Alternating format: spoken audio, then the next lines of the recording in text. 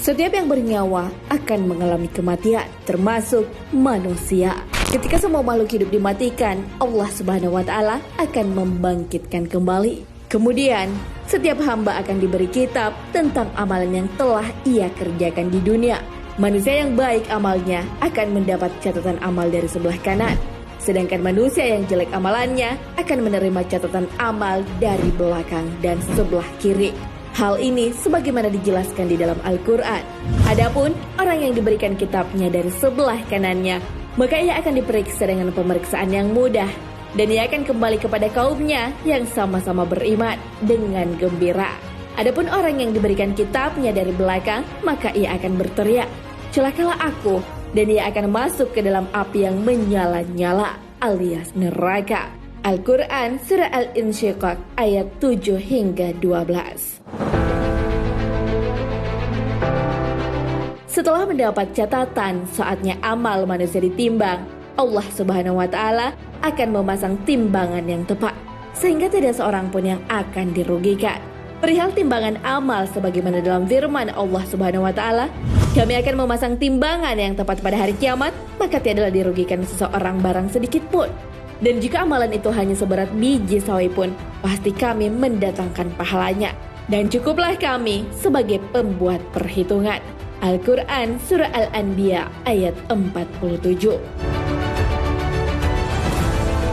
Ketika semua amalan ditimbang, manusia akan dibagi menjadi 3 kelompok.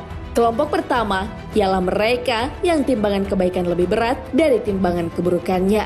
Mereka itulah calon penghuni surga. Kelompok kedua adalah mereka yang timbangan keburukannya lebih berat daripada kebaikannya. Maka mereka itulah calon penghuni neraka. Sementara kelompok ketiga adalah mereka timbangan amal kebaikannya sama dengan amal keburukannya. Mereka itulah yang disebut golongan Asyabul A'raf. Mereka yang tidak masuk surga, tidak pula masuk neraka. Nama tempat ketiga selain surga dan neraka ini menjadi nama surah di dalam Al-Quran, yaitu Al-A'raf.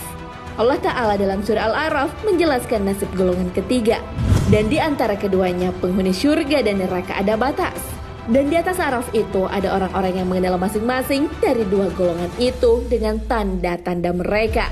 Dan mereka menyeru penduduk surga, "Salamun alaikum." Mereka belum lagi memasukinya, sedang mereka ingin segera memasukinya. Dan apabila pandangan mereka dialihkan ke arah penghuni neraka, mereka berkata, "Ya Tuhan kami, janganlah Engkau tempatkan kami bersama-sama orang-orang yang zalim itu." Dan orang-orang di atas A'raf memanggil beberapa orang pemuka-pemuka orang kafir, yang mereka mengenalnya dengan tanda-tandanya dengan mengatakan, "Harta yang kamu kumpulkan dan apa yang selalu kamu sombongkan itu tidaklah memberi manfaat kepadamu." Orang-orang di atas A'raf bertanya kepada penghuni neraka, "Itukah orang-orang yang kamu telah bersumpah bahwa mereka tidak akan mendapat rahmat Allah?" Kepada orang mukmin itu dikatakan, "Masuklah ke dalam surga. Tidak ada kekhawatiran terhadapmu dan tidak pula kamu bersedih hati." Al-Quran Surah Al-A'raf ayat 46 hingga 49. Sahabat beriman, A'raf adalah jamak yang artinya pagar yang tinggi diletakkan antara penduduk surga dan neraka. Secara makna, A'raf adalah tempat yang tinggi. Allah Subhanahu wa Ta'ala berfirman bahwa diadakan di antara mereka dinding yang mempunyai pintu. Di sebelah dalamnya ada rahmat dan di sebelah luarnya dari situ ada siksa. Al-Quran Surah Al-Hadid ayat 13. Mereka yang termasuk golongan Asyabul A'raf butuh amal tambahan untuk mendorongnya memasuki surga. Mereka akan tetap berada di tempat itu sampai ada keputusan Allah Subhanahu wa Ta'ala untuk memasukkan mereka ke dalam surga.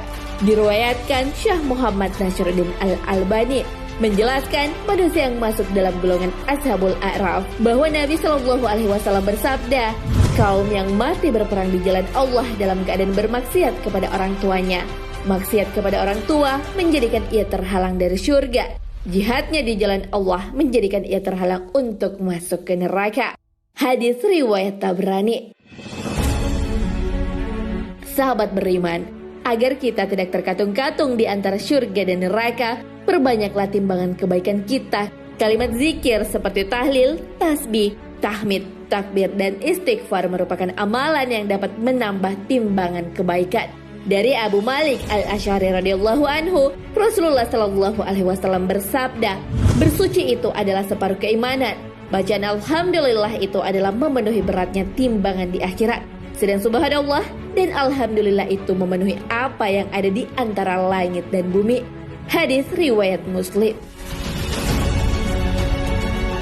Wallahu a'lam bishawab.